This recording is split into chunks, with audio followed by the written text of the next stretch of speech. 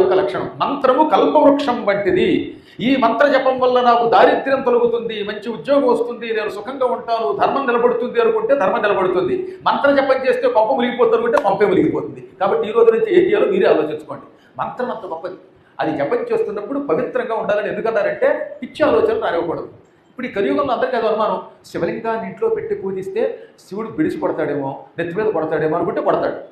ఈయన శివుడు సమస్త లోకములకు శుభాన్ని ఇచ్చేవాడు, అటువంటి పరమాత్ముడు రక్షిస్తాడు అనుకుంటే రక్షిస్తాడు, భక్షిస్తాడంటే భక్షిస్తాడు, శిక్షిస్తాడంటే శిక్షిస్తాడు. ఆయన నీ మనస్సులో ఉన్న సంకల్పమునకు అనుగుణముగా వరములు ఇచ్చేవాడే తప్ప ఇంకో రకమైన పనులు చేయడు. అందువల్ల ఇంతకీ ఎవరిలో ఉండాలి? ఇప్పుడు ఈ అనుష్ఠానం చేసేవాడిలోనే ఉండాలి. ఇదంతా మన కోరికలు శరీరమైతే రక్షిస్తాడు, భయం ఉంటే భయానికి తగినట్టు ఉంటుంది. ఎప్పుడు భయపడకండి. ఈ రోజు నుంచి గుర్తుపెట్టుకోండి, ఈశ్వరుడు అవ్యాజ కరుణామూర్తి.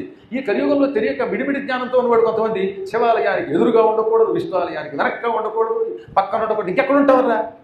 అసలు దేవుడికి ఎదురు ఉండకపోతే ఎలాగా? కాశీలో ఏ ఇంట్లో చూడండి శివలింగము లేదు, అయోధ్యలో ఏ ఇంట్లో చూసినా రాముడు ఆంజనేయుడే ఉంటారు. ఇండ్లు మనస్సు సమస్తము భగవన్ భయమై ఉండాలి. లేవగానే గది నిండా రాముడి ఫోటోలు, కృష్ణుడి ఫోటోలు, శివుడి ఫోటోలు ఉంటే లేవగానే దేవుడిని చూస్తాం. అలా మానేసి భయపడిపోయి బెడ్రూమ్లో శివుడు ఉండకూడదు, పూజా మందిరంలో మాత్రమే ఉండాలి, హాల్లో ఉండకూడదు. ఇంకా హాల్లో ఏమి ఉండాలి? పాచిముఖంతో నీ ఫోటోలు పెట్టుకుంటావా? దరిద్ర ఫోటోలు.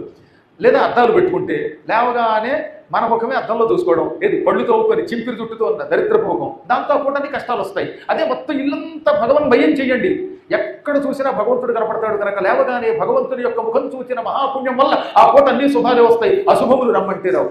సర్వం విష్ణుమయం జగత్, అంతా భగవన్మయం అని గ్రహించమన్నాడు అంతే.